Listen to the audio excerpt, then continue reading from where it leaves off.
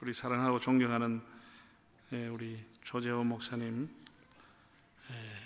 너무나 예배당을 목회도 잘하시고 예배당을 크게 이렇게 지었습니다. 제가 이 앞에 한 몇 번 왔다 갔다 하면서 나는 설교 안 시켜주나, 저 좋은 교회당에서 설교 한번 해야 되겠는데 그런 생각을 했는데 드디어 오늘 이제 불러서 왔습니다.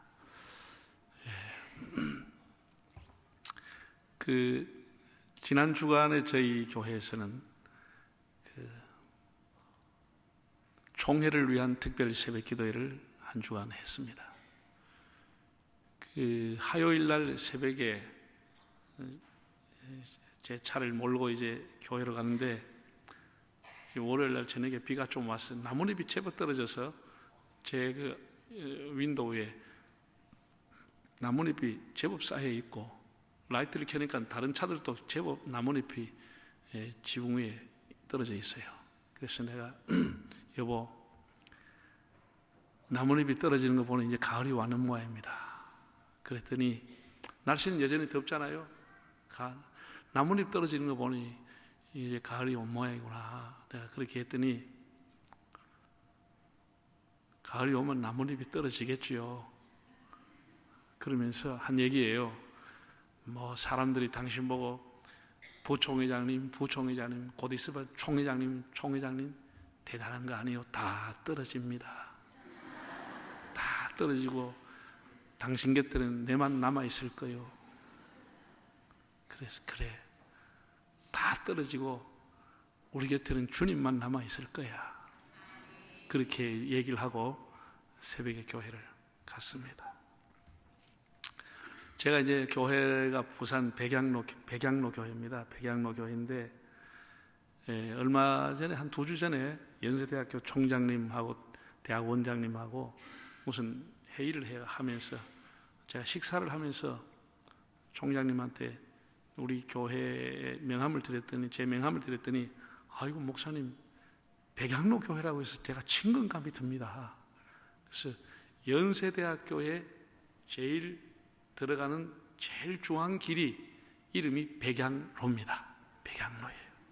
그래서 우리 고 목사님 연대 나왔잖아요.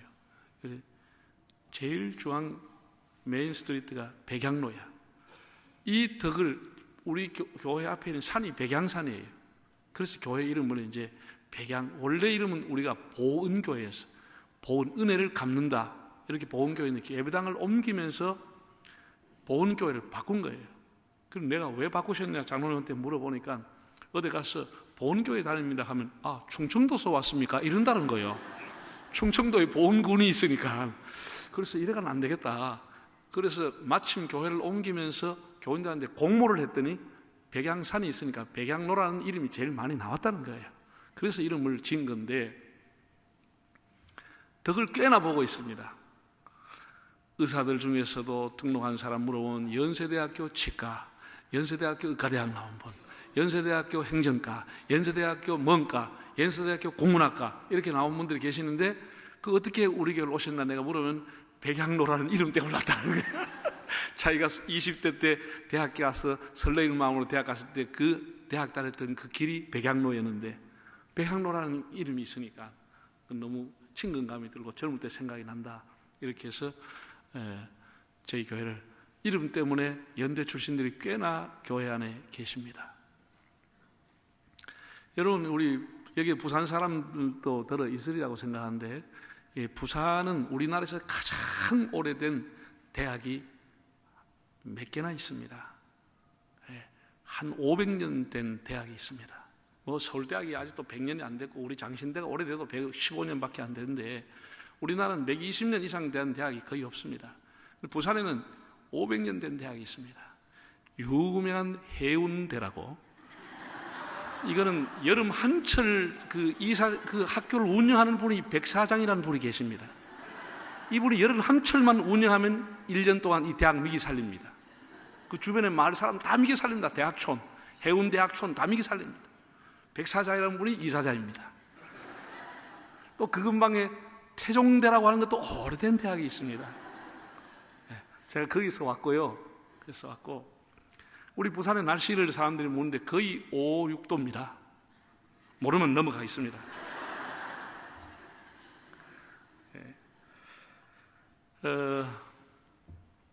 자, 요즘 이제 제가 한 번씩 이렇게 성경을 들고 이렇게 한 번씩 구호를 하고 설교를 하는데, 불편할 때가 있어요. 청년들은 성경을 듭시다 하면 스마트폰을 확 들어.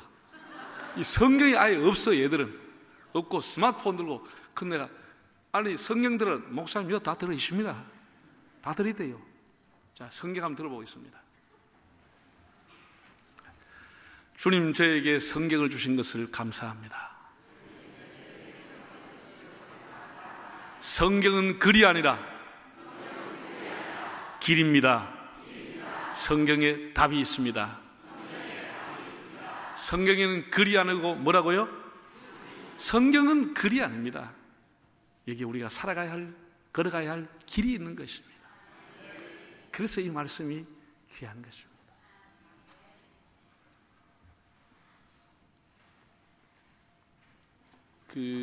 몇 년 전에 오래된 좀 시간이 갔지만은 전자제품, 우리나라 3사가 전자제품이 세계적인 그 기술을 갖고 물건을 생산하지 않습니까?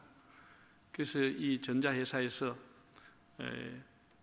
고객을 만족시키는 시대를 열자, 고객을 만족시키자, 그렇게 해서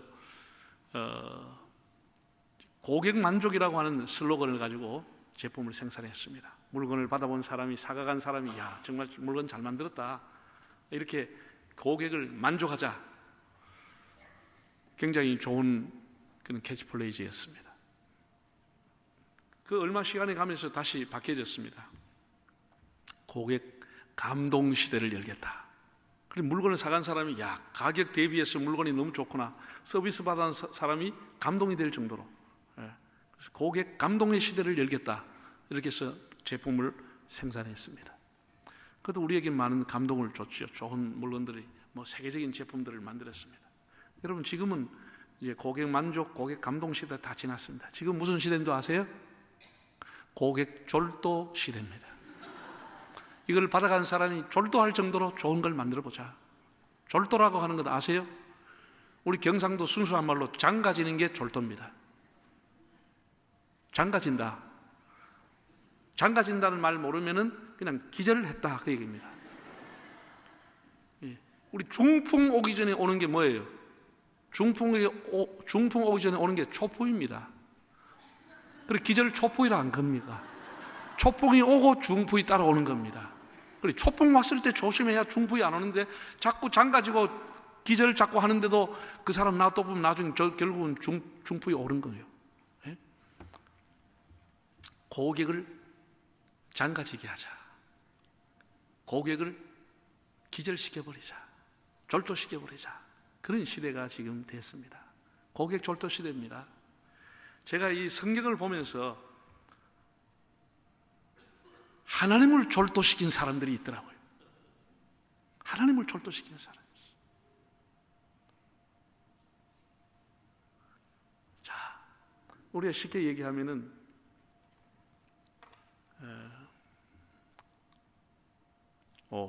잊어볼 뻔했다. 이걸 내가 잊어보기 전에 한 개를 대표적으로 갖다 올려놔야, 대표적으로 올려놔야 잊지 않고 기도하지. 이게 저 있으면 내가 안 보이잖아. 나중에는 마칠 때 내가 기도해드리겠습니다.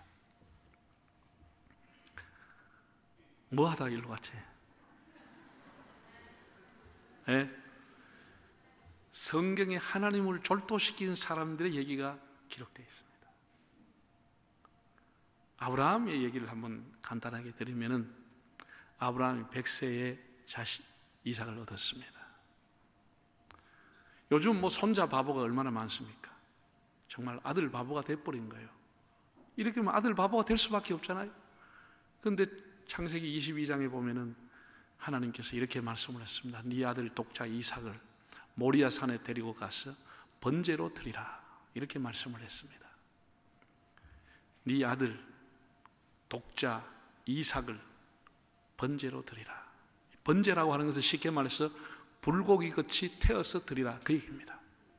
이건 하나님에게 항의할 수 있는 그런 이야기였습니다. 하나님은 우상과 이방신과 다르지 않습니까? 하나님이 어떻게 하나님 주신 자녀를 불러 태우라고 얘기합니까? 이렇게 항의할 수도 있고, 이것은 하나님의 음성이 아니다고 단정할 수도 있습니다. 왜? 하나님은 그런 분이 아니시기 때문에. 하나님은 절대로 그 자녀를 불러 태우라고 하는 이방신과 같은 분이 아니시기 때문에 못 들은 척 할 수도 있고, 반항할 수도 있고, 그냥 무시할 수도 있는 그런 말씀이었습니다. 근데 아브라함이 그 아들을 데리고 모리아 산으로 갔다는 것입니다. 참 우리가 이 신앙에 대단한 사람들은 이해할 수 없는 일을 하는 거예요. 이해할 수 없는 일을 하는 거예요.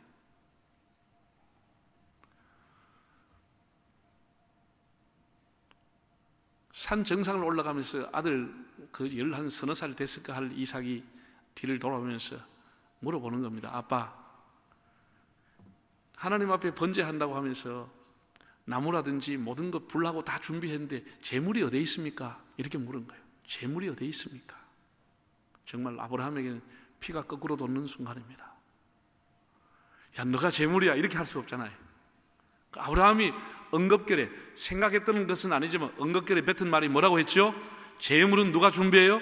하나님이 준비하시리라, 이렇게 말했습니다.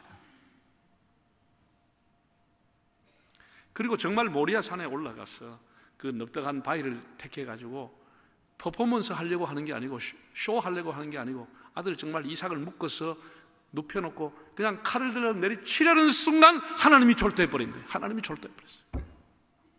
그 하나님 뭐라 그랬죠? 스톱! 이 말은 하나님이 졸도했다는 얘기입니다. 하나님 기절해버린 거죠.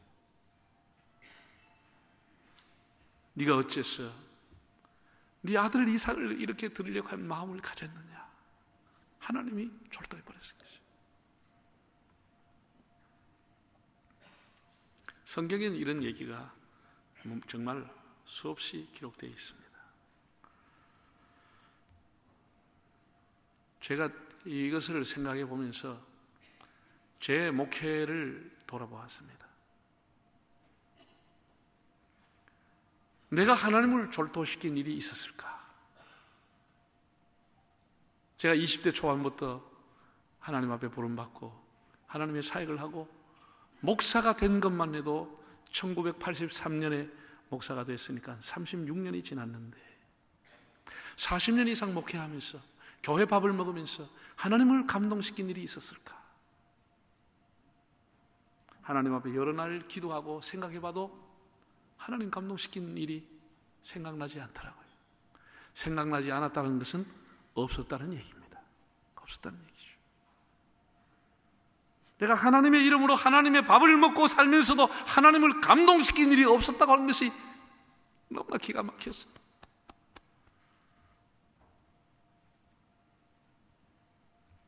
말만 뻗듯하면 하나님이라고 그랬는데 하나님을 감동시킨 일이 없었어. 그래서 내가 그러면 하나님은 두고서라도 교회와 성도들을 감동시킨 일이 있었을까 생각을 해봤어요. 내가 목회했던 교인들이 눈물 흘리면서 내 때문에 감동받은 일이 있었을까?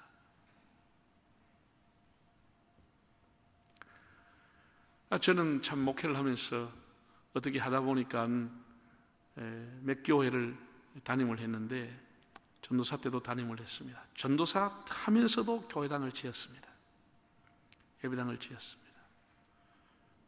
네, 가는 곳마다 예배당을 땅 사고 예배당 지었습니다. 난 부산에 오면은 규모 있는 교회이기 때문에 여기서는 이제 예배당 짓는 일을 안 해도 될 것이라 생각하고 이 교회가 몇 명 모인지 뭐 이런 거 전부 다 물어보지도 않고 하도 이 교회에서 청빙을 해서 한 20년 목회하던 진주영락교회를 떠나서 여기 왔습니다. 와서 보니까 예배당 하나만 덩그러니 있고 교육관도 없고 주차장도 없는 거예요. 결국은 또 교인들과 함께 땅도 한 1000여 평 사고 13집을 산가 땅을 사고 교육관을 지었습니다. 제가 하나님 앞에 그렇게 기도한 적도 여러 번 있습니다. 하나님, 저를 하나님이 건축업자로 불렀습니까? 목사로 불렀습니까? 하나님, 내가 부동산 업자입니까? 목사입니까? 다 땅 사러 다니고 조금이라도 싼 거 사보려고 여기저기 다 다니고. 하나님, 내가 목사입니까? 부동산 업자입니까? 이렇게 하나님 앞에 그렇게 때를 쓰기도 해봤습니다. 여러분, 지금 보기에 제가 멀쩡해 비지만 제가 빛 가운데 걸어가지 못하고 빛 가운데 걸어가고 있습니다. 땅 사고 집 짓는 거 처음 제 힘으로 빚 다 냈습니다. 장로님들 내라가 있기는 의료보험 올라간다, 사업 때문에 문제가 있다 해서 목사님 이름으로 냈어, 목사님 이름으로 전부 내 이름으로 다 냈습니다. 한 가지 좋은 거는 있습니다. 가라 소리는 안 합니다. 내가 다 빚 내놨으니까.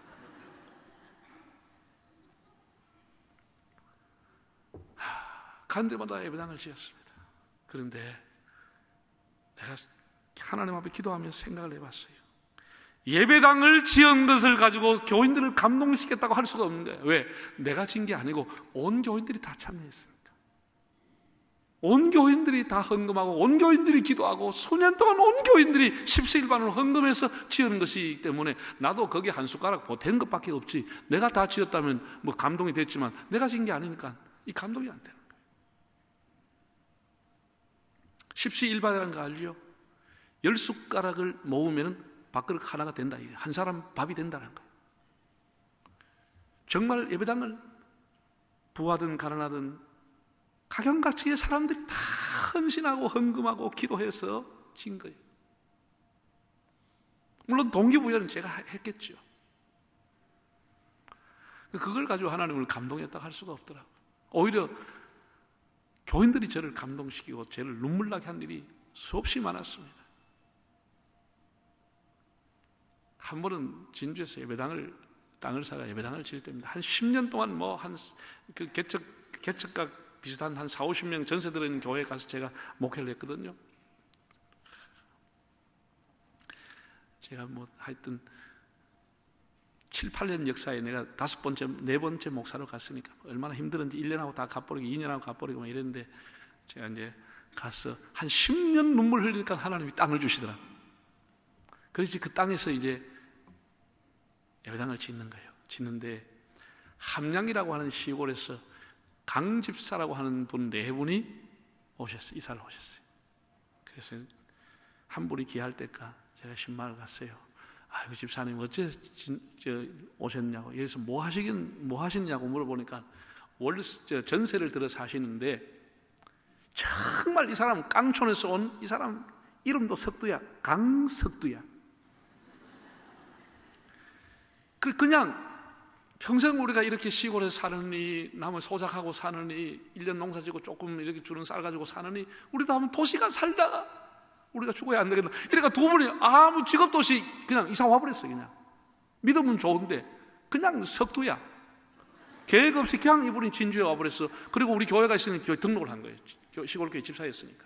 근데 너무 이분이 잘 안 되는 거예요. 야, 이거 어떻게 해야 되나. 이렇게 이제 한 2달 제가 기도하고 생각하다가 환경미화원, 진주시 환경미화원에 제가 알게 됐어요. 그게 이제 해마다 환경미화원들 초청해서 제가 식사 대접하고 교회에서 이렇게 했는데 그 부탁을 했더니 자리가 하나 생겨가지고 그분이 이제 환경미화원에 취직이 된 거예요. 그리고 이분이 그 환경미화원에 있는 옷이 있거든. 그 옷을 입고 새벽 기도 가기 전에 이제 새벽에 일 나가기 전에 10분이라도 기도하고 가시는데 저한테 와 그러는 목사님 세상에 이렇게 좋은 직업이 어디 있습니까? 시골 교회 빼빠지 둘레 농사지어야 가을 거지하면 조금 주는데 다달이 봉투에 월급을 주니 세상에 이렇게 진작 진주 나올 텐데 너무너무 행복하다는 거예요. 너무너무 다달이 월급 받는 이렇게 좋을 수가 없다는 거예요. 한 번씩 보너스까지 주니까 얼마나 좋겠어요. 어느 날 새벽 기도할 때예요. 이분이 이제 그 환경미화원 옷을 입고 잠깐 기도하고 가려고 오신 거예요. 왔어요. 기도하려고 하는데 누가 자꾸 이렇게 문대는 것 같아. 보니까 그 집사님이에요. 목사님, 저 먼저 갑니다. 그러면서 무슨 신문지에 둘둘 말아가지고 뭘 하나 주는 거예요. 그래서 내가 첫 느낌에 집사님이 뭐 보너스를 받아가 내한테 뭐 소고기를 사왔나 돼지고기를 사왔나, 나는 그렇게 생각을 했어요. 신문지에 뚫뚫 말아왔기 때문에. 그래서 집사님 이 뭡니까? 또 명절 다가오는 모양이구나. 내가 그랬더니 목사님 그게 아니고요, 목사님 제가 기도하고 생각했대요. 건축 헌금입니다. 이 사람은 이제 조그만 전세를 가지고 사는 사람이야. 아주 학고방 같은데.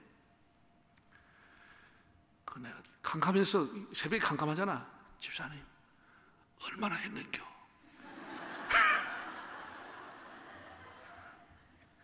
목사님 1,000,000원 들었습니다. 내가 너무 기가 뭐라? 1,000,000원 들었습니다. 얼마 안 됩니다. 내가 너무, 이 사람 전 재산이야, 전 재산이야. 그래서 집사님, 신문지 내가 열어보니까 뭉태기 이렇게 묶어놓은 게 있잖아. 띠지 해가지고 뭉태기. 그때는 5만 원짜리가 없으니까 제법 1,000,000원이 큰 거예요. 소고기 뭉티 같아, 이 큰 뭉티라. 그래가지고 탁 열어가지고 하나, 둘, 셋, 넷, 5개 해가지고 집사님이 1,000,000원 한 건 하나님이 아는데 이 가져가라. 내가 가져가. 그래서 주니까 새벽에 다 조용하게 기도하는데 큰 소리로 목사님 헌금을 도로 주면 어인인교 이럴 뿐입니다. 교인들 다 들어버렸어. 목사님 헌금을 도로 주면 어인인교. 그래가지고 그거 어떻게 하겠어? 그분이 아주 강하게 안 가시려고. 저는 헌금 여러 사람 돌려줬거든요. 너무 과하게 헌금한 사람 다 불러서 제가 기도하고 다 돌려줬습니다. 근데 이거 뭐 화도 강력하게 해가지고 할 수 없어서 집사님 알겠습니다, 일 잘하고 오시라고. 그래서 교회에 그냥 헌금 올려드렸습니다. 정말 제가 많이 눈물 흘렸습니다. 얼마나 감격스러운 일인지 모릅니다. 또 제가 30살 초반에 시골교회에 있을 때예요. 시골교회에 있을 때인데, 그게 이제 시골에는 뭐 여러분 한 5월, 4월 되면 이제 뭐 모신기 모짜리 하고 뭐 모신기 시작하면은 가을거지까지 집에 사람이 없습니다. 개들까지 일하러 가고 집에 사람이 없습니다. 일손이 그래 모자랄 때요. 그러니까 제가 교인들 논밭으로 신방을 갔습니다. 집에 가면 사람이 없으니까. 그래서 이제 우리 안수 집사님 연세가 그때 이제 한갑이 막 지나신 분 4분이 계셔가지고 권사님하고 산 모래길로 딱 돌면 그 안수 집사님 밭이 있어요. 그러니까 그 4분이 운동화 신고 내가 잠바 입고 이제 다 산으로 들로 이제 밭으로 신방을 갈 때. 하니까 이분들이 4분이 소를 한 마리 그늘에 매놓고 정신을 자시고 있는 거예요. 그래서 내가 짠 하면서 나타났죠. 산을 딱 모래에 돌아갔어요. 집사님 하니까 깜짝 놀라요. 권사님이 밥부자를 가져와서 밥을 확 덮어버린 거예요. 그래서 내가 아니 권사님, 나 밥 안 먹었습니다. 같이 먹읍시다. 아이고 목사님이 이거 못 자십니다. 안 됩니다, 목사님. 우리 나중에 저녁에 집에 가서 대접할게. 이 목사님 못 자십니다. 그래서 아니 집사님 4분 자신 걸 제가 왜 못 먹습니까? 괜찮습니다, 권사님. 같이 먹읍시다. 그래서 억지로 제가 이제 밥부자를 10개 해서 같이 이제 먹었습니다. 정말 서글픈 밥상, 정말 가난한 밥상이었습니다. 그렇게 땡볕에 그렇게 큰 소를 가지고 밭을 매면서 그분들이 먹는 음식은 그냥 반쯤 보리밥에다가 물 말아가지고 된장에 고추 찍어 먹는 게, 메르치 1-2마리 찍어 먹는 게 전부였습니다. 그게 정심이었습니다. 내가 그것을 보고 정심 먹고 웃으면서 기도하고 하지만은 그날 밤에 30살 되는 이 목사는 잠을 자지 못했습니다. 내가 교회 가서 눈물로 하나님 앞에 기도했습니다. 나는 저렇게 농사지어서 저렇게 땀 흘려 저렇게 번 돈으로 교회 11조 내고 그 11조를 내가 먹고 사는구나. 여러분, 제가 그렇게 살면서 그 사람 학벌이 높다, 학벌이 낮다 그렇게 얘기할 수 있습니까? 그 사람 많이 배웠다, 적게 배웠다, 그 사람 재산이 많다, 작다, 인물이 잘났다, 못났다 할 수 있습니까? 근데 그 사람들 밥 먹고 사는데 나는 그런 것을 죄라고 생각합니다.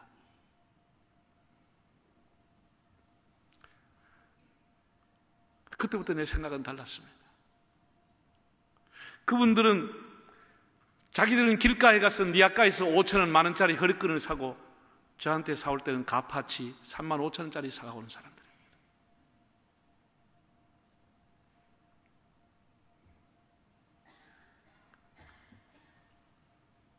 참 교인들이 많이 저를 눈물 흘리게 했죠. 저에게 많은 감동을 줬죠. 내가 교인들을 감동 준 일은 거의 없다고 저는 생각합니다.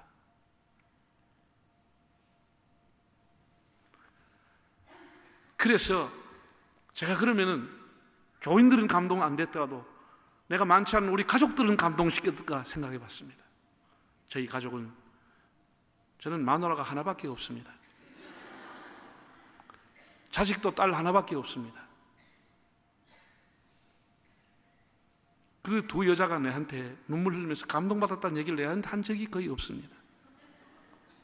아빠 정말 여보 이렇게 한 일이 거의 없는 거 보니까 제가 마누라나 애한테도 별로 감동을 못 준 남편과 아빠였다 그런 생각이 듭니다.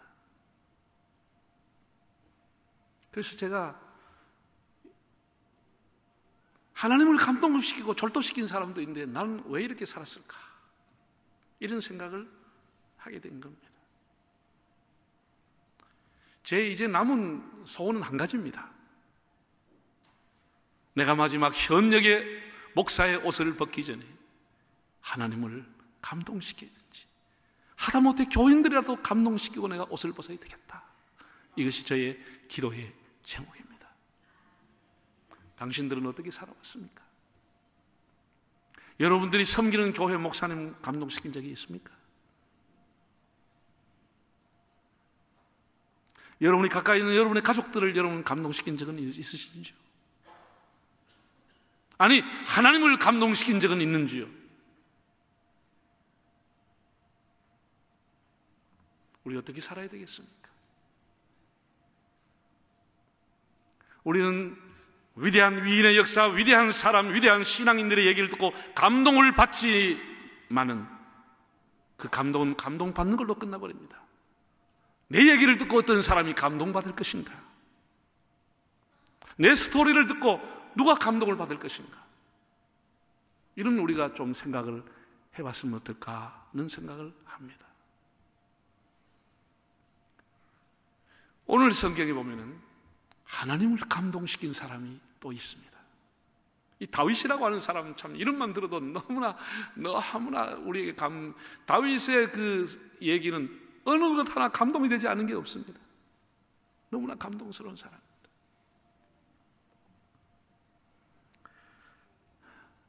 자, 오늘 성경으로 한번 돌아가겠습니다. 여러분 가지고 있는 성경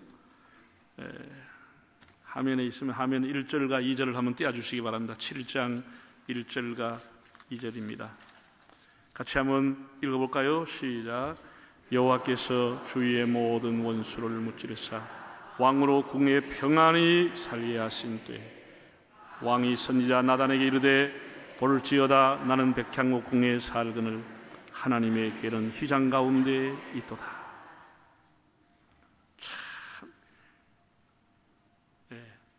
참, 숨이 막힐 정도로 너무나 감동스러운 이야기입니다. 여호와께서 주위의 모든 원수를 무찌르사 왕으로 궁에 평안히 살게 하신대 왕이 선지자 나단에게 이르되 볼지어다 나는 백향목 궁에 살거늘 하나님의 궤는 휘장 가운데 있도다. 하나님의 궤, 하나님의 언약궤, 하나님의 법궤가 들어있는 조그마한 수달피 가죽으로 된 천막 속에 있는 하나님의 집입니다. 휘장을 친 천막 속에 있는 하나님의 언약궤.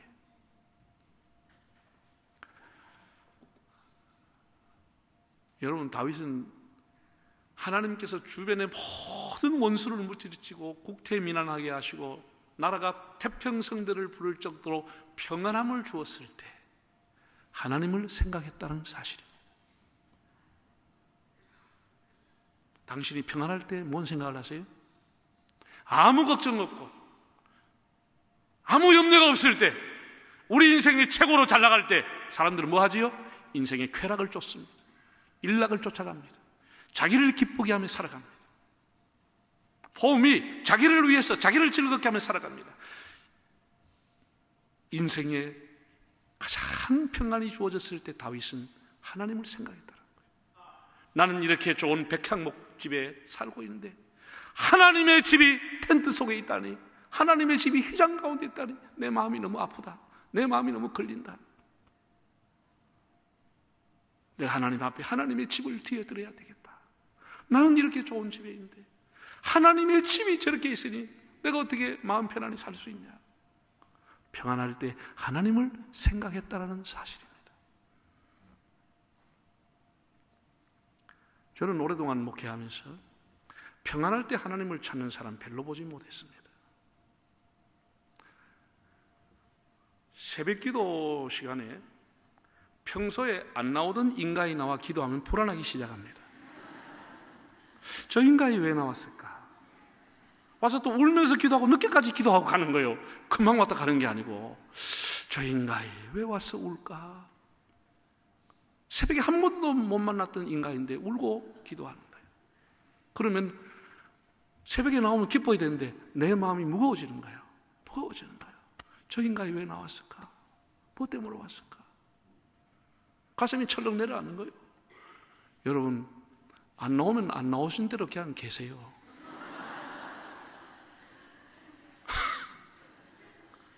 갑자기 나오면 좀 걱정됩니다. 그냥 누구 자빠져 자버려. 그런데 이 새벽에 나와 우니까 기가 딱 찬 거예요. 이게 뭔가 고달이 있기 때문에 지금 앉아 있는 거예요. 이 사람 뭔가 고달이 있기 때문에 울고 있는 거예요. 물어볼 필요가 없어요. 평안하면 와 울지 않아. 고달이 있어, 고달이. 뭔가 문제가 있다라. 그래서 제가 담당 목사님한테, 목사님, 요새 어느 집사님 와서 새벽기도 하는 거 봤지? 예. 한번 가봐, 만나봐. 분명히 문제 있을 거야. 그러면은 만나고 왔어. 한 얘기가 뭐예요? 직장에 가서 종합검진을 했는데 정밀검사 받으라 해서 정밀검사 받았더니 암이 벌써 3기까지 발전한 거예요. 아무런 자각 증상이 없었는데 3기까지 가버린 거예요. 그래서 하나님 앞에 울고 있는 거예요. 그래서 이번 주일날 2부와 3부 예배 사이에 집사님 내외 내 방에 오시라고 그래라. 내가 기도해 드려야지. 그래서 이제 그분들이 예배 후에 오십니다. 집사님, 내 얘기 다 들었습니다. 너무 걱정하지 마시고, 하나님 우리가 늘 전능하다고 기도하잖아. 너무 걱정하지 마. 걱정하지 말고 집사님 결심하고 작정하고 기도하세요. 나도 집사님 잊지 않고 기도할게. 그리고 이제 위로 격려해주고 하면은 그분이, 목사님, 제가 사실 권사님 아들입니다. 목사님, 우리 아버지 안수 집사님인데 제가 너무 교회에 소홀하게 있어. 너무 목사님 죄송해요. 하나님이 정말 저에게 기회 주셔서 저를 깨끗하게 낫기만 하면 제가 진짜 오늘 충성할 겁니다. 그래 해야지. 그래야지. 다 이렇게 오면 다 100% 그렇게 얘기합니다. 이제 낫기만 하면 이제 죽을 때까지 충성한다고 다 얘기합니다. 어떤 인간은 신학교까지 간다고 얘기합니다. 그래서 신학교는 내가 말립니다. 야, 나도 먹고 살기 힘든데 니까지 올라가냐 오지 마라. 이 오면 내하고 경쟁이다. 이거 오지 마라. 나는 신학교 온 사람 거의 말립니다. 나도 먹기 살기 힘든데 니까지 오면 경쟁이다. 오지 마라. 그래서 기도해드리고 간절히 눈물로 기도하고 그분이 이제 가세요. 하고 나면 그리고 뭐 여전히 전 목회하고 그분은 새벽기도 왔다 갔다 하고, 그리고 또 잊혀져 가는 거, 또 다른 일들이 일어나니까 뭐 좀 잊혀져 가잖아요. 그런데 어느 날 정말 둘레가 밝은 표정으로 왔어요. 목사님 이번에가 종합건진 다시 해봤는데 지난번에는 오진이었다 하고 괜찮다고 이래가지고 아주 밝은 표정으로 뭐 선물 하나 들고 왔어요. 목사님 이게 우연한 일은 아니고 다 모든 게 하나님 저를 깨우쳐 주시고 하나님 앞에 정말 감사하다고. 오진이 아니고 그때는 암이었을 건데 하나님 다 이렇게 녹여줬다고. 본인이 이제 막 자기 남대로 보태가지고 간증을 하는 거예요. 그래서 집사님 너무나 감사한 일이야. 열심히 일하십시오. 그러겠다고. 그래서 이 양반이 막 찬양대 들어가서 막 열심히 나와 챙기고 막 가운 지가 다 갔다 오고 다 가지고 갖다 걸어놓고 막 저 집 가서 세탁하고 막 난리가 나요. 봉사. 한 7개월 하더니 어디 가도 비도 안 해. 그럼 저 2층 구석에 앉아있다 축도 맞으면 도망가 버려. 사람의 마음이 일탈하는 거예요. 그래서 옛날 사람이 뭐라 그랬죠? 변소 갈 때 마음과 변소 갔다 올 때 마음이 다르다고 했어. 조석지변인 거예요. 사람은 어려움을 당하고 힘든 일을 당하고 사방의 벽이 오면 하나님을 찾게 돼 있어. 평안하면 하나님 잊어버리는 거예요. 언제 그랬냐는 듯이 하나님은 떠나가 버린 게 이 사람이야. 당신도 그렇게 살아왔고 나도 그렇게 살아왔어. 나도 교회 안에 문제가 없으면 내가 금식 기도하지 않아. 교회 안에 문제가 일어나면 금식할 수밖에 없잖아. 내가 교회 평안한데 금식해요? 그런 일 거의 없어요. 다윗의 위대함은 어디에 있느냐? 하나님이 사방에 평안함을 주었는데 하나님 생각에 따라한 거예요. 나는 이렇게 좋은 집에 있는데 하나님의 집이 너무 초라하구나. 하나님을 생각에 따라 하나님이 졸도할 마음을 다윗이 가진 거예요. 다윗이 가진 거예요. 여러분 마음으로 대답하십시오. 당신은 평안할 때 뭐를 생각하십니까? 평안할 때 하나님을 찾기를 바랍니다. 평안할 때 하나님을 노래하기를 바랍니다. 이 모든 것이 주님의 은혜, 이 모든 것이 은혜라네. 이 모든 것이 주의 은혜, 은혜, 은혜라네. 여러분, 가정과 사업과 자녀와 모든 삶의 평안은 하나님이 주신 은혜인 것입니다. 평안할 때 하나님을 찬양하시기를 바랍니다. 두 번째, 2절과 3절을 읽어보겠습니다. 2절 3절 시작. 왕이 선지자 나단에게 이르되 볼지어다 나는 백향목 궁에 살거늘 하나님의 궤는 휘장 가운데 있도다. 나단이 왕께 아뢰되 여호와께서 왕과 함께 계시 마음에 있는 모든 것을 행하소서 하니라.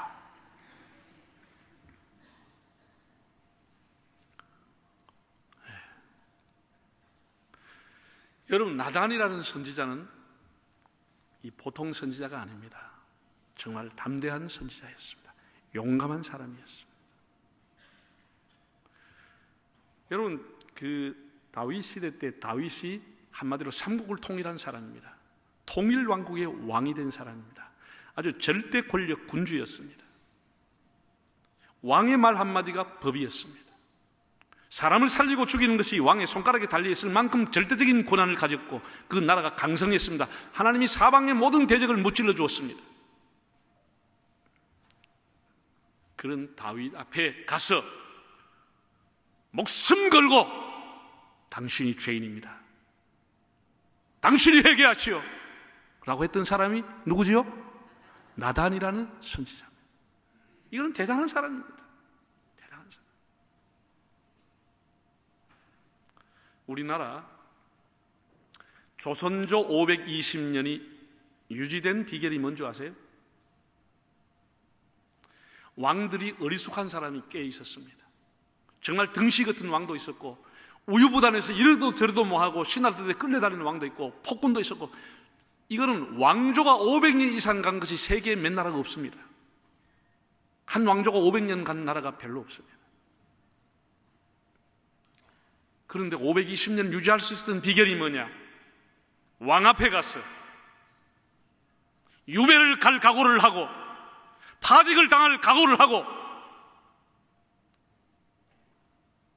사약을 받을 각오를 하고 전하 아니되옵니다 라고 했던 사람들이 있었기 때문에 조선조가 500년을 유지한 겁니다.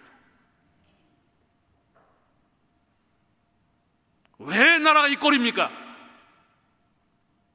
대통령 앞에 가서 아니되옵니다라고 하는 사람이 없기 때문에 이렇게 시끄러운 겁니다.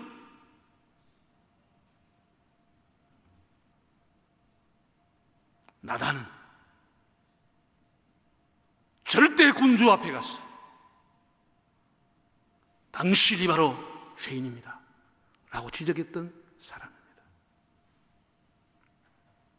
이때 다윗이 나쁜 마음을 가지고 뭐야?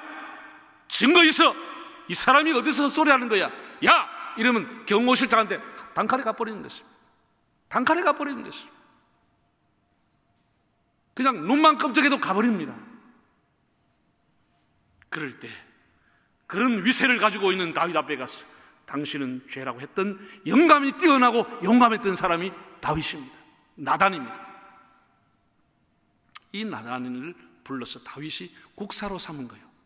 늘 국가의 중요한 일은 나단과 의논한 것입니다. 그래서 하나님의 성전을 지을 계획을 가지고 나단 선지자를 모셔오라고 해서 물어본 것입니다. 2절에 나오는 내용은 이런 겁니다. 여보, 나 하나님 앞에 한번 성전 지어드리고 싶소. 하나님 걔가 너무 초라하지 않소? 저 이동형이 아니고 붙박이형 고정식 정말 화려한 예배당을 나 지어드리고 싶소. 은금 보화를 가지고 하나님의 집을 아름답게 한번 짓고 싶소. 선지자님 어떻게 생각해요? 물어본 거예요. 그렇게 영감이 뛰어나고 대단했던 나단이 했던 말입니다. 뭐라고 했죠? 쉬운 말로 하면 이런 겁니다. 그런 것은 하나님 앞에 기도할 필요가 없습니다. 하면 됩니다. 그래서 쉬운 성경에 보면 한번 하나님 앞에 기도해 보시라고. 하나님의 뜻이 뭔지 내가 알고 싶다. 하나님의 뜻만 있으면 내가 바로 짓겠다 라고 한번 하나님 앞에 품해달라, 하나님 앞에 한번 청해달라, 기도해달라고 했더니 나단이 그런 것은 기도할 필요 없어, 그냥 마음먹은 대로 지어버리면 됩니다 그랬어요. 이게 기도가 뭔지를 가르쳐주는 내용입니다. 다윗은 어릴 때부터 영감이 뛰어난 사람입니다. 그는 기도가 뭔지를 알고 있었습니다. 자기가 모든 것을 다 갖추고 준비했지만 하나님의 뜻이 있어야 이 건물을 지을 것이다 라고 하는 생각입니다. 하나님 앞에 한번 기도해 보시라고. 여러분, 기도가 뭐죠? 따라합시다. 하나님의 뜻을 묻는 것. 이게 기도라고 하는 것을 다윗이 가르쳐 주는 겁니다. 나는 하고 싶어. 나는 다 준비가 됐어. 누가 들어봐도 그것은 좋은 일이야. 그런데도 하나님의 뜻이 뭔가를 알고 싶었다고 하는 것이 다윗의 생각입니다. 하나님이 감동을 먹은 것입니다. 하나님이 감동을 먹은 것입니다. 만약에 나단의 생각대로, 다윗이 자기 생각한 대로 그냥 성전을 지어버렸다고 하면 성전은 지었겠죠. 힘이 있고 돈이 있었으니까. 그러나 그 성전은 하나님의 뜻이 아니었기 때문에 애물단지가 될 가능성이 많았습니다. 하나님의 뜻이 아니었기 때문에.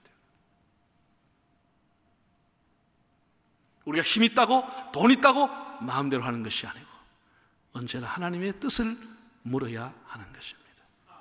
이것이 기도라고 하는 것입니다.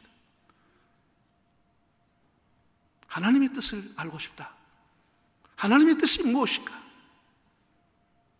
그래서 우리 하나님 앞에 엎드리는 것입니다.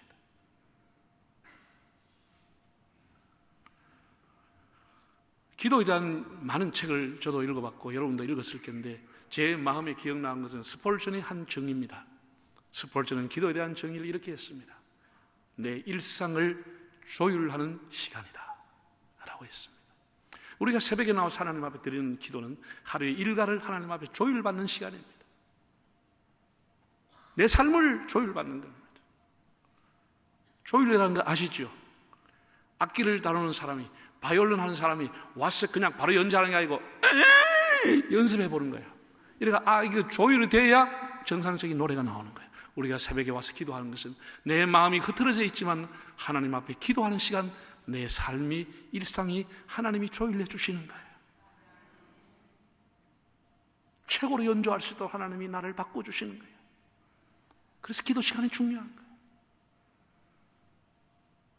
하나님이 내가 기도하는 시간에 내 일상을, 내 분노의 마음을, 낙심했던 내 마음을 일상으로 하나님이 조율시켜주는 것이, 조율시켜주시는 거예요.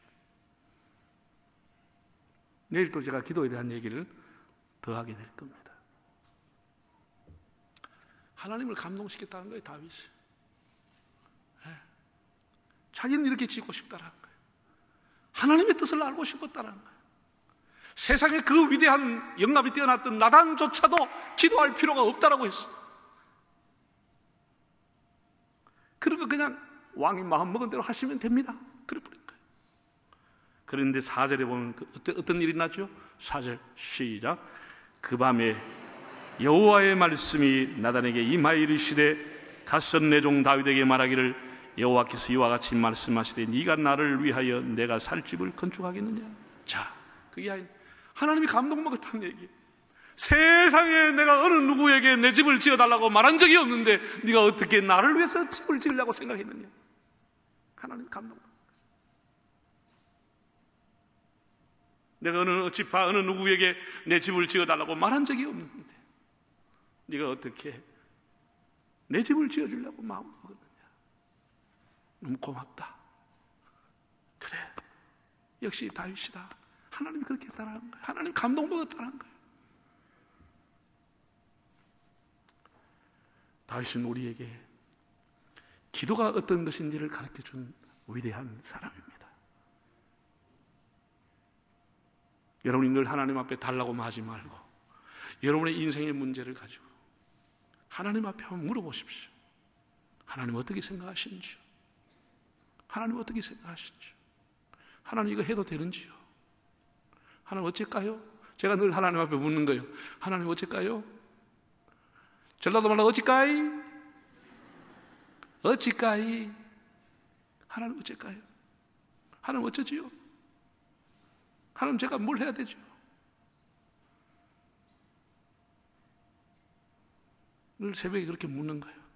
물어보는 거예요. 놀라운 것은 수십 년 하나님 앞에 물었지만 한 번도 그래 이래라 저래라, 이분은 굉장히 입이 무거운 분입니다. 저는 한 번도 하나님 내가 오냐 그렇게 해라 하지 마라 이렇게 말하는 걸 한 번 들어본 적이 없습니다. 제가 영감이 떨어져서 그런지 모르지만 여러분들 중에서는 또 기가 밝은 사람 듣는 사람도 있다 그렇습니다. 저는 평생 하나님의 음성을 못 들어봤습니다. 거의. 이분이 굉장히 입이 무거우신 분입니다. 이걸 알고 여러분이 물으셔야 됩니다. 그런데 물으면은 답이 옵니다. 무엇을 통해서? 주의 종의 설교를 통해서, 성경을 통해서, 영감을 통해서, 사람을 통해서, 사건을 통해서 하나님이 말씀하고 계시는 겁니다. 하나님 지금도 말씀하고 계세요. 우리가 몰라서 그런 거야. 이미 우리는 정해놓고 우리는 선입견을 가지고 그리로 가려고 마음먹고 있기 때문에 하나님의 음성을 못 듣는 것이고 자기 길로 가는 것이지, 우리가 정말 주님의 음성을 듣기고 주님의 뜻을 묻기를, 하나님의 뜻을 물으시면 하나님이 지금도 말씀하고 있습니다. 여러분 사무엘라 5장을 보시면은 5장 17절에서 19절을 화면에 준비돼서 한번 보여주실까요? 5장 사무엘라 5장 17절 19절 한번 읽어보겠습니다. 시작. 이스라엘이 다윗에게 기름을 부어 이스라엘 왕으로 삼았다함을 블레셋 사람들이 듣고 블레셋 사람들이 다윗을 찾으러 다 올라오매 다윗이 듣고 요새로 나가니라. 블레셋 사람들이 이미 이르러 르바임 골짜기에 가득한지라. 다윗이 여호와께 여호와께 여쭈어 이르되, 이 말이 뭐예요? 기도했다는 거예요. 하나님 앞에 하나님의 뜻을 물었어요. 여쭈어 이르되 내가 블레셋 사람에게 올라가리까? 하나님께 하나님 뜻을 물은 거예요. 전쟁터에 가서 하나님 뜻을 물었더니 하나님 뭐라 그랬어요? 올라가라 이렇게 대답해요. 하나님 올라가라고 그랬어요. 올라가라 그랬어요. 그래서 블레셋을 무찔렀다, 그런 내용입니다. 그 이하에 내려오면은 5장 22절 23절 한번 보겠습니다. 22절 23절 시작. 블레셋 사람들이 다시 올라와서 르바임 골짜기에 가득한지라. 다윗이 여호와께 여쭈어 이르되 올라가지 말고 그들 뒤로 돌아서 뽕나무 숯불 가운데서 그들을 자, 이거 잘 보세요. 지난번에 하나님 앞에 하나님의 뜻을 물었습니다. 전쟁할 때. 그때 하나님이 올라가라 그랬어요. 올라가리니까 올라가 치라 그랬어요. 정복했어요. 블레셋 사람들이 다시 힘을 가하면서 다시 공격했어요. 지난번에 했던 경험 가지고 올라가 쳐버리면 되는데 다시 물어봤어요. 하나님이 이번에 올라가지 말고 뒤로 빠졌다가 기습을 하라고 그랬어요. 만약에 지난번에 했던 그대로 기도하지 않고 올라가 쳐버렸으면 다윗의 군대가 전멸할 가능성이 많았던 거예요. 하나님 이번에는 올라가지 마라 그랬어요. 오히려 뒤로 빠지고 기습을 하라 그랬어요. 하나님은 하나님의 뜻을 묻는 사람에게는 오늘 또 그와 함께 하시고 그의 가는 길을 이끌어 주십니다. 네가 마음을 다하여 여호와를 의뢰하고 너의 명철을 의지하지 말라. 너는 범사에 하나님을 인정하라. 그리하면 너의 가는 길을 지도하시리라. 잠언 3장 5절 6절에 나온 말씀입니다. 그리하면 너의 길을 지도하시리라. 지도하신다. 코치, 감독하신다. 하나님 앞에 우리의 마음을 다해서 내 사사로운 이 명철과 지혜를 의지하지 않고 하나님 의지하면 우리 가는 길을 지금도 하나님이 인도하신다고 말씀했습니다. 자, 이렇게 하나님을 감동을 시켰더니, 하나님을 감동했더니 하나님이 감동을 먹었어요. 그 이하에 나온 내용은 오늘 읽지 않았습니다. 하나님이 얼마나 너무나 하나님이 기뻐가지고 세상이 다윗과, 이게 신학적인 용어로 다윗과 일방적인 언약을 맺었습니다. 다윗 언약이라고 하는 게 서로 주고받고 하는 쌍방의 언약인데 다윗과 일방적인 언약을 하나님이 일방적으로 맺었습니다. 다윗의 후손들과 이제 집가 여러분 읽어보시면 시간 나면은 10가지의 하나님의 복을 선언했습니다. 10가지의 복입니다. 이거 한 가지만 받아도 대박이 터져버리는 겁니다. 이 한 가지만 해도 우리 인생이 완전히 쫙 길이 펼리는데 내가 너를 위대하게 만들어 주리라. 너를 대적하는 자가 없게 하리라. 평생에 내가 너와 함께 하리라. 내가 사울에게는 은총을 빼앗았지만 너에게는 은총을 빼앗아가지 아니하리라. 하나님이 이렇게 정말 다윗을 위대한 사람으로 10가지 복을 선언해버린 거예요. 여러분, 하나님이 복의 근원인데 누가 그 복을 막을 자가 있겠습니까? 누가 그 복을 막을 자가 있겠습니까? 그래서 다윗이 이렇게 위대한 사람이 된 것입니다. 하나님을 감동시켰다.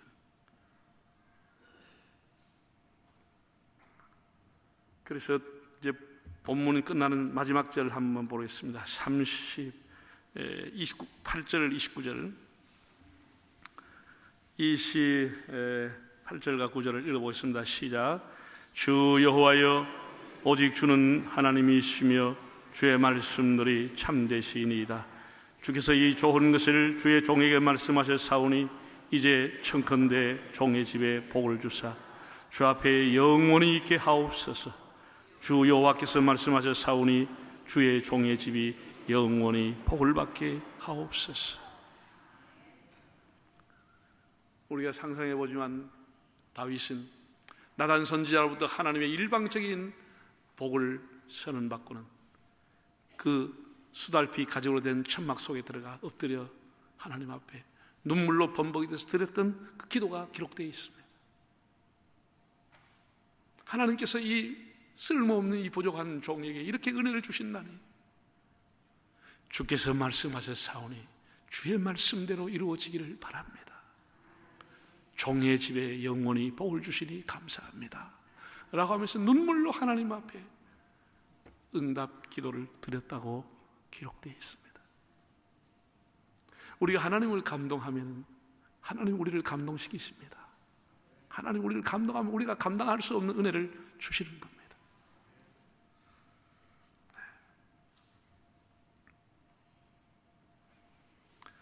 우리 어떻게 살아야 되겠습니까? 사랑하는 여러분,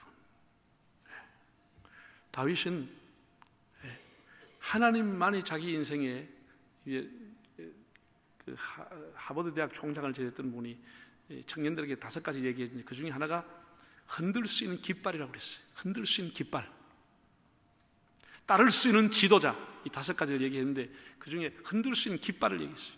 첫 번째, 하나님은 평생 다윗에게 흔들 수 있는 깃발을 줬습니다. 그 깃발이 뭐냐? 하나님만이 내 인생의 복이라고 하는 깃발을 주신 것입니다. 다윗은 평생도록 하나님만이 자기 인생의 복이라고 고백을 하고 찬양하고 하나님 그 깃발을 흔들고 살았습니다. 자기의 신분이, 자기의 자리가, 자기의 지식이, 자기의 어떤 부와 이런 것이 자기의 복이 아니고 하나님이 내 인생의 복이라고 하는 이 사실, 이 깃발을 평생을 흔들고 살았습니다. 너무나 귀한 사람, 너무나 귀한 사람. 하나님만이 내 인생의 복이라고 하는 거예요. 시편 16편 1절 2절을 한번 화면을 보고 읽어보실까요? 시편 시작. 하나님이여 나를 지켜주소서. 내가 주께 피하나. 내가 여호와께 아뢰되 주는 나의 주심, 주밖에는 나의 복이 없다 하였나니. 제가 새벽마다 하나님 앞에 고백하는 기도입니다. 주밖에는 나의 복이 없나이다. 하나님밖에 내 인생에 복이 없다라는 거예요. 만복의 근원 하나님. 하나님은 천가지 백가지 만가지의 복의 근원이 되십니다. 하나님만이 내 인생의 복이라고 하는 이 깃발. 그의 시편 중에 150편 중에 76편이 다윗의 이름이 나와 있는 시편입니다. 절반을 기록했습니다. 이름 없는 것까지 절반 이상을 기록했습니다. 그 다윗의 시편 중에 백미가 시편 23편입니다. 목가의 시라고 불려지는 여호와는 나의 목자시니 내게 부족함이 없으리로다. 그 영어 성경에 보면 하나님이 내 인생의 목자가 되심으로 나는 더 이상 원하는 것이 없습니다. 나는 더 이상 바라는 것이 없습니다. 세상에 이렇게 살았다는 거예요. 하나님이 내 인생의 목자가 되시면 나는 더 이상 소원이 없다는 거예요. 우리 이렇게 좀 살면 안 되겠어요? 그렇게 돈을 벌어야 되고 그렇게 아파트를 몇 채 구해야 되고 그렇게 분자리에 올라가야 되는지, 그래가 스트레스 받아가지고 하나님 저 멀찌감치 하나님 아저씨가 돼 있고 그래 살아야 되는지, 하나님 당신이 내 목자가 되심으로 나는 더 이상 소원이 없습니다. 세상에 이런 좀 우리가 고백을 하고 살면 얼마나 좋겠어.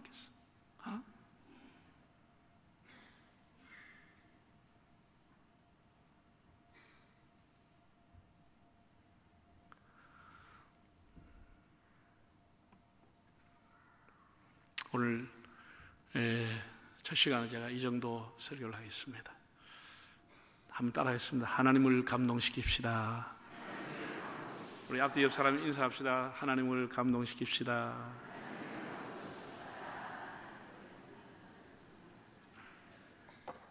네. 최소한 여러분 교회 목사님이라도 감동시키시기 바랍니다. 집사님 이렇게 하시면 안 됩니다. 온 가정이 충성하고 헌신하는 거 보고 목사님이 새벽마다 눈물 흘리면서 그 집사님 가정이 너무 귀하구나. 내 인생에 저런 사람 만난 것이 얼마나 축복인가. 내 인생에 저런 권사님, 내 목회에 저런 장로님 만난 것이 내 인생의 축복이구나. 그런 좀 주의 종의 마음을 감동을 주는 그런 삶을 살기를 바랍니다. 여러분, 이 사람이요, 뭐 돈을 갖다 주면 그때 기분 좋습니다. 그런데 항상 뭐를 주면은 부담이 됩니다. 왜? 세상에 공짜가 어디 있습니까? 뭐 소고기 한 뭉태일 가오든지 뭘 가와도 쌕쌕이 한 박스를 가와도 그 사람 다 소원이 있는 겁니다. 그냥 주는 게 아니고 목사님 우리 위해서 우리 자식 알지요 기도해 주셔서 그 얘기 다 들어있어. 그냥 주는 게 없어요. 그냥 주는 것은 말로 주는 게 굉장히 힘이 돼요. 저는 말로 주는 게, 목사님 오늘도 너무나 은혜 받았습니다. 이 말 한마디 너무나, 목사님 우리 교회 위해서 너무 수고 많습니다. 감사합니다. 이렇게 말 한마디가 목사에게 에너지가 솟아나게 하는 거예요. 얼음판에 넘어진 송아지처럼 눈만 멀뚱멀뚱한 은혜를 받았는지 안 받았는지, 뭐 가라는 것인지 오라는 것인지 그러지 말고, 우리 경상도 사람은 그래 삽니다. 나는 뭐 경상도에서 평생도록 경상도만 태어나고 경상도에서 목회이기 때문에 우리 영남 사람은 그래 삽니다. 영남 사람들 칭찬할 줄 몰라요. 격려할 줄 몰라요. 위로할 줄 몰라요. 뻣뻣하게 있어가지고 그럼 되네 맨날 나무내기만 합니다. 살아본 사람은 알 겁니다. 살아본 사람은 알 거예요. 웃는 사람은 거의 영남 사람이 남편이 모아인데 뻣뻣하게 됐다고만 가라고만 이래. 내가 우리 교인들한테 설교할 때 물어본 거예요. 아니, 영남 사람들도 좀 이렇게 좀 칭찬하고 남을 격려하고 좀 이렇게 하면, 그럼 우리 교인들 물은다. 우리 은퇴 장로님들, 목사님, 아니, 낯간지라서 그런 소리를 왜 합니까? 뭐 사랑합니다, 고맙습니다. 평생 그런 소리는 안 하고 삽니다. 아마 간에 들어갈 때까지는 안 낍니다. 각오하고 안 할기라 그래요. 내가 그러죠. 그런 소리 하지 마시고 손자들한테도 사랑한다, 고맙다 이렇게 하면 손자가 한 번 더 전화하고 그러지. 사랑, 학교 갔다 왔네? 그럼 누가 그 할아버지를 챙겨 주겠어요? 이 따뜻한 말 한마디. 오늘 찬송 안 부르네. 가장 아름다운 말 미고사추, 미안해요, 고마워요, 정말 사랑해요, 그리고 당신을 축복합니다. 그 남이 부르면 좀 아멘이라도 좀 해봐. 여기 올라와서 불러봐. 이 노래가 나오는가. 다 쳐다보고 있는 내가 가수도 아니고, 나 직업이 가수가 아니요. 눈만 멀뚱하고 있네 그냥. 다시 하겠습니다. 그리고 당신을 축복합니다.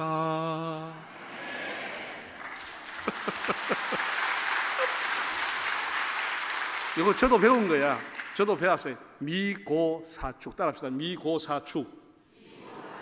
미안합니다, 고맙습니다, 사랑합니다, 축복합니다.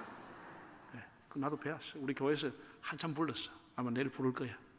아까 불렀나? 우리 이렇게 말하면서 서로 용기를 주고, 그것도 굉장히 감동이 되는 거예요. 굉장히 뭐 서울 사는 사람은 감동이 안 되는, 나는 영남에서 그런 소리 별로 안 들어보다 우리 장로님들 집사님 요새 와서 목사님 늘 은혜 받지만 오늘 설교 많이 은혜 받으면 나는 마음이 굉장히 감동이 돼요. 정말인 모양이구나. 그 사람을 립서비스 해줄지 모르는데 나는 정말로 믿어버려요. 그래서 더 열심히 설교 준비하고 더 열심히 기도하게 되지. 여러분 살아가면서 여러분 가족들에게 감동을 주시기 바랍니다. 잔잔한 감동도 주고 또 큰 감동도 주고, 평생 여러분 같이 사는 게 얼마나 귀합니까? 누가 당신 같은 인간하고 살겠어? 고맙게 생각해. 고맙게 생각해. 여러분, 자기 배우자를 만나는 사람 로또라고 생각합니까? 로또 대박이다. 정말로 이거는 천에 하나 만에 하나 대박 터졌다. 운수 대토이다.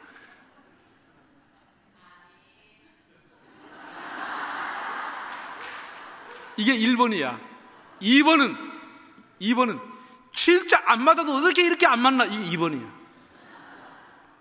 로또가 두 가지인데, 하나는 운수 대통 터졌고 너무 축복이다, 대박이다. 두 번째는 맞아도 어떻게 이렇게 안 맞나? 이게 2번이야.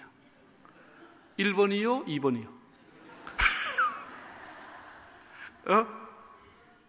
1번 할렐루야 박수.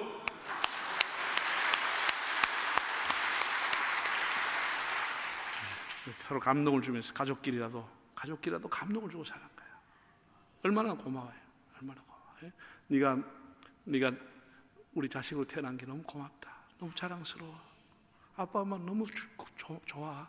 나는 우리 애가 딸이 하나 있는데 아까 얘기했죠. 고등학교 3학년 때 내가 공부 못하게 했어요. 너 이제 조금 있으면 시집 가는데 뭐 달라고 공부하냐. 아빠하고 놀아. 공부 필요 없어. 대학 안 가도 괜찮아. 너는 우리 딸이 이런 거 쓰면 행복해. 나는 공부 필요 없어. 아빠 미기 살리기 걱정하지 마. 공부 못하게 했어요. 그래서 지가 그래. 아빠 나 이렇게 공부 안 해도 됩니까? 그래. 그럼 돼. 괜찮아.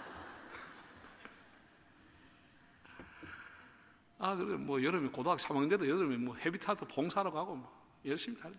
또 때가 되니 대학 가고 다 해. 너무 그렇게 목숨 걸 필요 없어. 그냥 자식이 있는 것만도 감사해. 서로가 감동을 주면서 감동의 공동체가 되기를 바랍니다. 오늘 사랑하는 고척교회, 제가 늘 마음에 두고 기도하고 있습니다. 우리 고척교회가 감동의 공동체가 되어서 주님의 이름을 높여주시기를 바랍니다. 제가 헌금 기도하고 통성으로 기도하겠습니다. 내일 새벽 몇 시죠?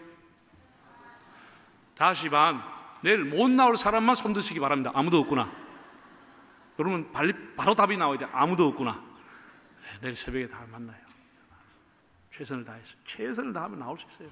거리가 뭐 부산까지 멀리 있는 분은 못 나오시지만은 최선을 다해서 제가 기도하겠습니다.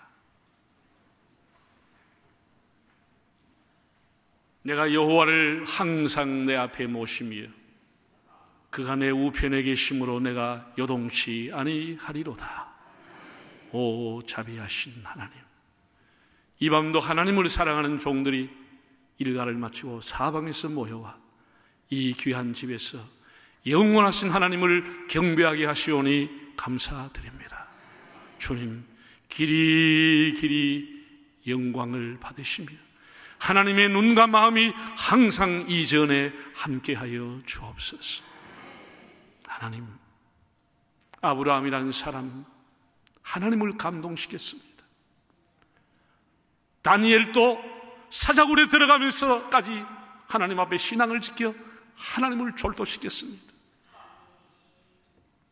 오늘 다윗이라는 사람도 평생 하나님만이 내 인생의 축복이라고 하는 깃발 흔들면서 하나님을 감동시키며 살았습니다. 그는 평안할 때 하나님을 찬양했고 하나님을 생각했고 매사에 하나님의 뜻을 묻기 위해서 기도했던 사람입니다. 주님, 저희들에게도 이런 마음과 은혜를 주셨어. 평생도록 하나님과 동행하는 것이 우리 인생의 가장 큰 복임을 알게 하여 주옵소서. 우리가 크든지 낮은 자리에 있든지 높은 자리에 있든지 낮은 자리에 있든지 우리의 재산 유무가 어떤 관계에 있든지 우리 자식이 어떤 형편이 있든지 너무 거기에 마음 쓰지 않고 하나님의 은혜에 늘 감사하며 찬양하며 살아가는 가족들이 되도록 은혜 허락하여 주옵소서. 주님, 길이 감동의 공동체가 되기를 원하올 때 귀한 헌금을 마음을 담아 드립니다. 물질뿐 아니라 우리의 마음과 기도와 정성이 담겨 있사오니 주님, 이 마음과 기도를 받으시옵소서. 물질이 없어 사람에게 비굴하게 머리를 숙인 일이 없도록 때를 따라 양식을 허락하여 주옵소서. 예수님의 이름으로 기도 올리옵나이다. 아멘.